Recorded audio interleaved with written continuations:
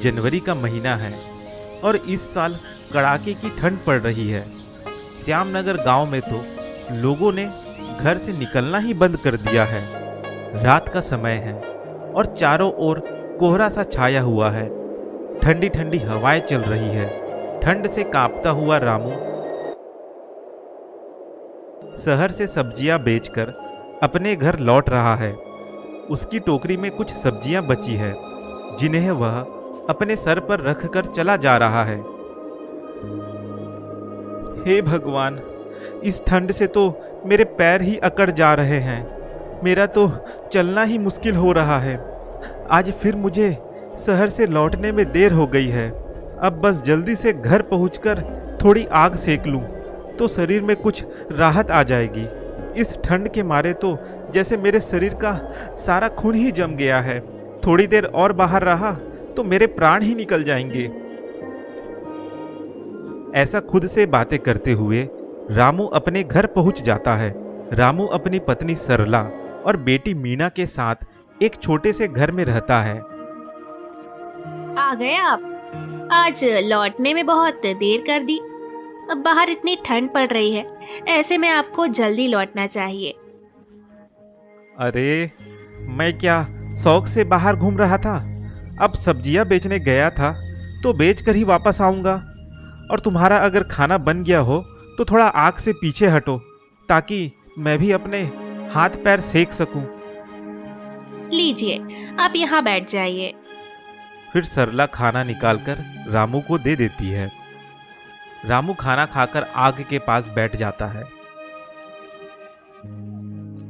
ठंड दिन पर दिन बढ़ती जा रही है और हमारे घर में एक रजाई तक नहीं है। बस एक पुराना कंबल था जो मैंने मीना को उड़ाकर उसे सुला दिया है। इतनी ठंड में हमारे पास ओढ़ने के लिए कुछ भी नहीं है। इस तरह से हमारी सर्दियां कैसे कटेंगी? मैं क्या बताऊं सरला, मैं तो सोचता हूं कि अगर इस बार की फसल कट जाएगी तो उसे बेचकर हम ठंड से बचने के लिए रजाई और कुछ गर्म कपड़े खरीद लेंगे। लेकिन बारिश में हमारी सारी फसल ही बर्बाद हो गई। सब्जियां बेचकर जैसे तैसे हमारा गुजारा हो जाता है।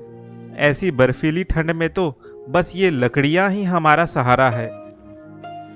हाँ, सही कहा आपने, पर हमारे पास अब और लकड़ियां नहीं बची हैं।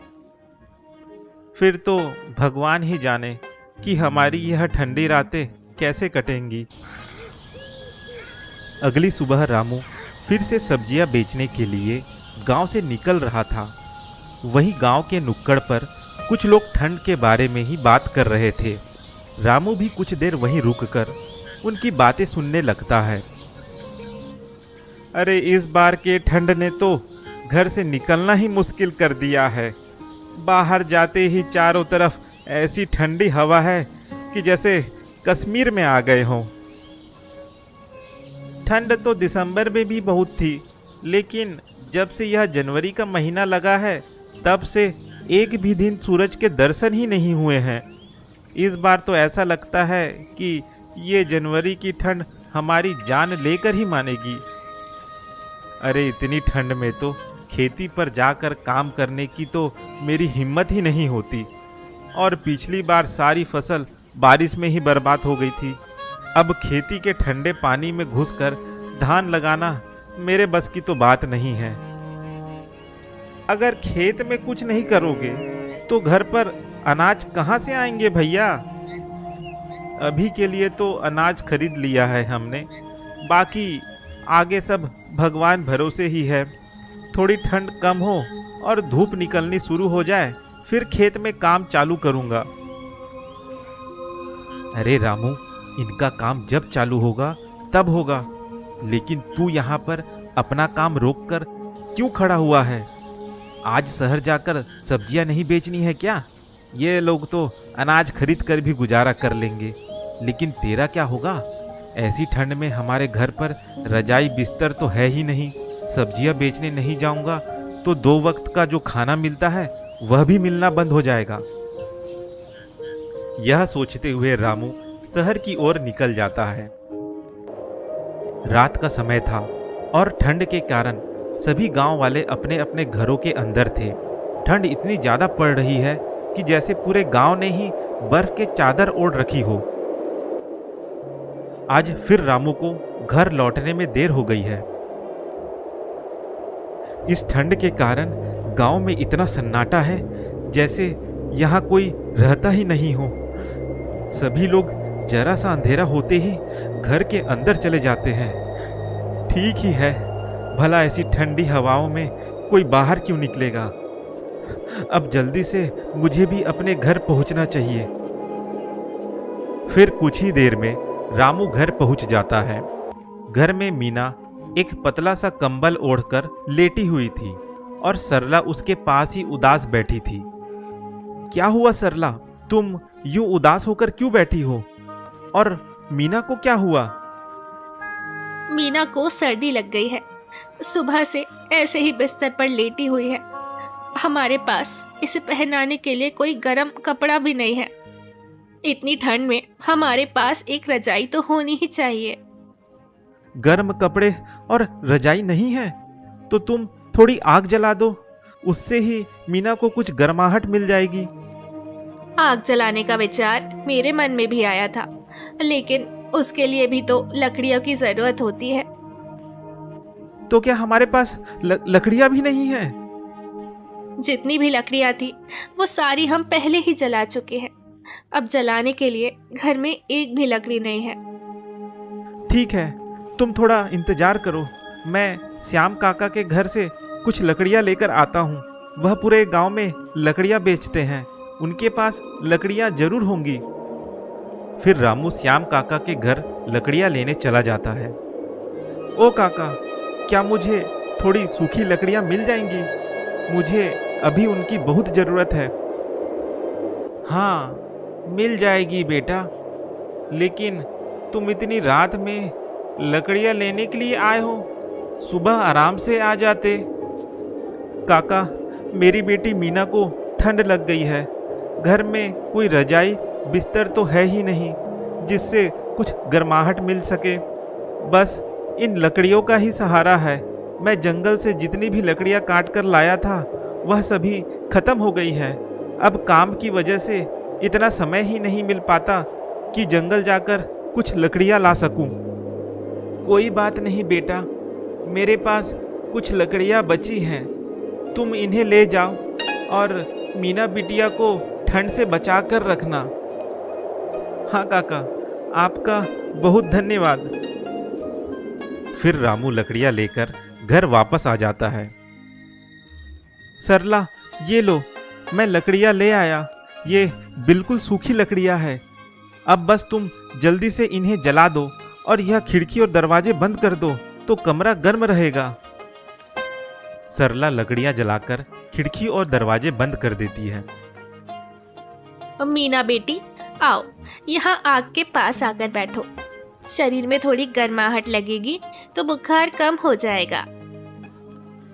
मीना आकर आग के पास बैठ जाती है और इसी तरह उनकी सर्दी की यह रात भी कट जाती है। सुबह का समय था, पर श्यामनगर गांव में कोहरे के कारण अंधेरा सा छाया हुआ था। बिरजू की पत्नी सोनम ठंड के मारे बिस्तर से उठने का नाम ही नहीं ले रही थी। इससे बिरजू बड़ा परेशान हो गया था। सोनम, अब उठ भी जाओ।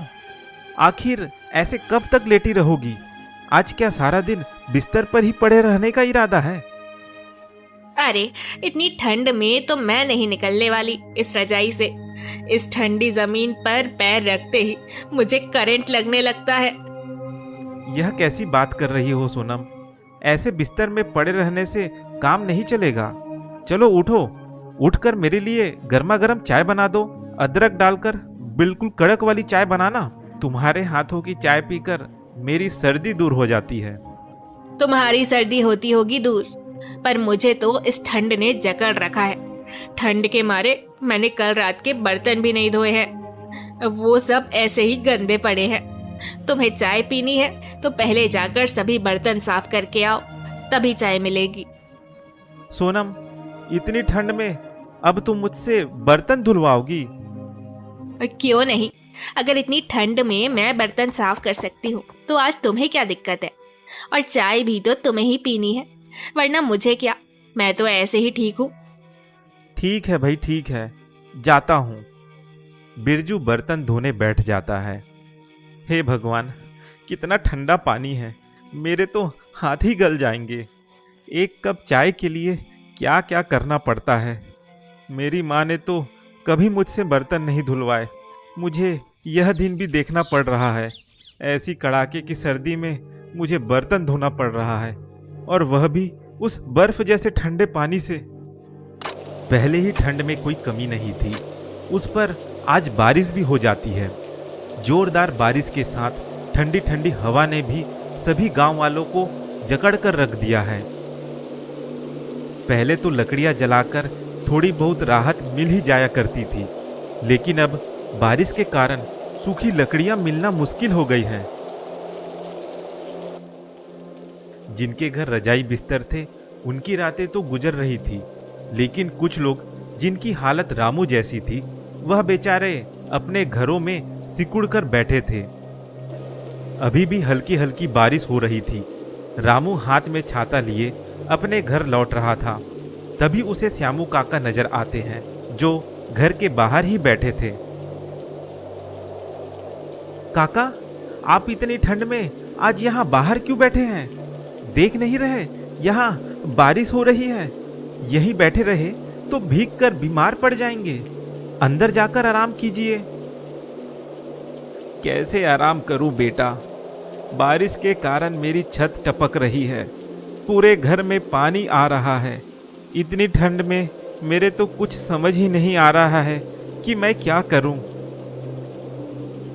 काका, आप एक काम करिए, आज रात आप मेरे घर चलकर आराम करिए। कल सुबह अगर बारिश रुक गई तो मैं आकर आपकी छत ठीक कर दूंगा। ठीक है बेटा। फिर रामू श्याम काका को लेकर अपने घर आ जाता है। काका, आप इतनी रात में हमारे घर, क्या हुआ? बारिश के कारण काका के घर की छत से पानी टपक रहा है। काका बेचारे इतनी ठंड में बाहर बैठे थे, तो मैंने इन्हें अपने साथ ले आया। अब तुम कुछ लकड़ियां जला दो, तो काका भी अपने हाथ पैर गर्म कर लें और मुझे भी ठंड से राहत मिलेगी। लेकिन पिताजी, हमारे घर में तो लकड़ियां नहीं है। कल आप काका के घर से जो भी लकड़ियां लेकर आए थे, वो सारी तो खाना पकाने में जल गई। अब तो मेरे घर पर ही लकड़ियां नहीं बची है। बारिश होने की वजह से मैं जंगल लकड़ियां लेने भी नहीं जा पाया। हमारे घर में तो कोई रजाई कंबल भी नहीं है। हे भगवान, ऐसी ठंड में हमारी रात कैसे कटेगी? आप चिंता मत कीजिए, मेरे पास कुछ पैसे हैं। मैं अभी जमींदार के घर से कुछ सूखी लकड़ियां खरीद कर लाता हूँ। जमींदार साहब हमेशा सर्दियों के लिए लकड़ियां जमा करके रख लेते हैं। उनके घर पर सूखी लकड़ियां जरूर मिल जाएंगी। फिर रामू लकड़ियां लेने के लिए जमींदार के घर चला जाता है। जमींदार साहब, ओ जमींदार साहब, क्या आप घर पर हैं? अरे रामू, इतनी रात में यहाँ क्या करने आए हो? आप तो जानते ही हैं ठंड कितनी ज्यादा बढ़ गई है, और बारिश होने के कारण गांव में कहीं भी सूखी लकड़ियां नहीं मिल रही है। लेकिन आप तो ऐसी सर्दियों के लिए लकड़ियां जमा करके रखते हैं। बस यही सोचकर मैं लकड़ियां लेने के लिए आपके पास चला आया। हाँ, लकड़ियां तो मिल जाएंगी, लेकिन एक गट्ठर लकड़ियों के लिए 500 रुपये देने होंगे। क्या 500? वह भी एक गट्ठर लकड़ी के लिए? ये दाम तो बहुत ज्यादा है जमींदार साहब। इतनी तो मेरे पूरे दिन की कमाई भी नहीं होती। जमींदार साहब, अगर आप कुछ कम कर देते लकड़ियों के दाम, तो हमारा भला हो जाता। अरे ऐसे कैसे कम कर देते? मैंने ऐसे दिनों के लिए ही तो यह लकड़ियां जमा करके रखी है। अगर मैं इन लकड़ियों से कुछ मुनाफा भी ना कमा पाऊं, तो क्या फायदा होगा इन लकड़ियों को पहले से काट कर रखने का। आप कुछ कम पैसों में मुझे थोड़ी लकड़ियां ही दे दीजिए। मेरा परिवार ठंड से बहुत परेशान है। परेशान है तो मैं क्या करूं? मैंने क्या तुम गांव वालों की परेशानी उठाने का ठेका लेकर रखा है? पैसे हैं तो लकड़ियां खरीदो, वरना निकल जाओ यहां से। लेकिन जमींदार साहब। जमींदार रामू की बात सुने बगैर दरवाजा बंद कर लेता है और रामू उदास होकर वहां से लौट जाता है। रास्ते में रामू को एक बूढ़ा आदमी नजर आता है जो कुछ गठरिया लिए चला जा रहा है। गठरी काफी भारी होने की वजह से उस बूढ़े आदमी को चलने में दिक्कत आ रही है। यह देखकर रामू उनकी मदद करने के लिए उनके पास चला जाता है। अरे काका, आप इतनी रात में इतनी बड़ी गठरी लिए कहाँ जा रहे हैं? इन गठरियों में रजाई है बेटा, यह मैं अपने घर ले जा रहा था। यह गठरिया मुझे दे दीजिए, मैं आपके घर पहुंचा देता हूं, वरना आप अगर इतने धीरे धीरे चलते रहे तो आपको घर पहुंचने में सुबह हो जाएगी। ठीक है बेटा, मेरा घर गांव के बाहर है, तुम यह गठरी वहां पहुंचा दो। रामू उन गठरियों को लेकर बूढ़े आदमी के साथ गांव के बाहर निकल जाता है। गांव से कुछ दूर आते ही एक घर के बाहर वह दोनों रुक जाते हैं। बस बेटा, ये गठरिया तुम यहीं रख दो। रामू गठरी वहीं नीचे रखकर वहां से जाने लगता है। रुको बेटा, तुमने मेरी बड़ी सहायता की, इसलिए इनमें से एक रजाई की गठरी तुम अपने घर ले जाओ। वैसे मैं अकेला रहता हूं, मुझे इनकी ज्यादा जरूरत नहीं है। आपका बहुत बहुत धन्यवाद, मुझे एक रजाई की जरूरत थी। फिर रामू एक गठरी लेकर अपने घर वापस आ जाता है। आपने आने में बड़ी देर कर दी, कहाँ चले गए थे? बेटा, तुम तो लकड़ियां लेने जमींदार के घर गए थे ना, फिर यह गठरी कहां से लेकर चले आ रहे हो? रामू उन्हें पूरी बात बताता है कि कैसे जमींदार बढ़ती ठंड का फायदा उठाकर लकड़ियों को बहुत अधिक दाम पर बेच रहा है, जिस कारण उसे लकड़ियां नहीं मिली, और कैसे उसे एक बूढ़े आदमी ने रजाई की एक गठरी दी है। अब पिताजी, तो क्या इस गठरी में हमारे लिए एक रजाई होगी? हाँ बेटा, जरूर होगी, मैं अभी इसे खोलकर देखता हूँ। रामू उस गठरी को खोलता है, उसमें एक रजाई थी। रामू उस रजाई को उठा लेता है, तभी सरला चौंक कर उठती है। हे भगवान, ये कैसा चमत्कार है! क्या हुआ सरला, तुम क्यों चौंक गई? अरे, आपने नीचे नहीं देखा? आपकी एक रजाई उठते ही इस गठरी में दूसरी रजाई आ गई। यह सुनकर रामू गठरी से दूसरी रजाई भी उठा लेता है और उसकी जगह पर एक और रजाई आ जाती है। यह देखकर सभी बहुत खुश होते हैं। बेटा, इतनी ठंड में भगवान ने हमारी सहायता के लिए यह गठरी तुम्हें सौंपी है। हाँ, अब इस ठंड से घबराने की कोई जरूरत नहीं है। अब हम सब सुकून की नींद सो पाएंगे। हाँ, अब हमारी समस्याएं तो सुलझ गई है, लेकिन गांव के और भी कई लोग हैं जिनके पास ऐसी ठंडी में रजाई बिस्तर नहीं है। हमें उनकी सहायता करनी चाहिए। हाँ पिताजी, अब मेरी दोस्त पिंकी बता रही थी कि उनके घर पर भी रजाई नहीं है। उसे रात में ठंड के मारे नींद नहीं आती है। आप उसको भी एक रजाई दे दीजिएगा। हाँ बेटा, हम तुम्हारे दोस्त को रजाई जरूर देने जाएंगे। फिर रामू उस जादुई गठरी से कई सारी रजाई निकालकर गांव के गरीब लोगों में बांट आता है। फिर घर आकर खुद भी रजाई ओढ़कर आराम से सो जाता है। इतनी ठंडी में आज पहली बार रामू का परिवार रजाई की गर्माहट में सुकून की नींद सोया था। अगली सुबह रामू फिर सब्जियां बेचने के लिए बाहर जा रहा था। आज आसमान में बादल हट गए थे और काफी धूप भी निकली हुई थी। वहीं खड़े कुछ लोग बात कर रहे थे। आखिर आज सूरज देवता ने अपने दर्शन करा ही दिए हम सबको।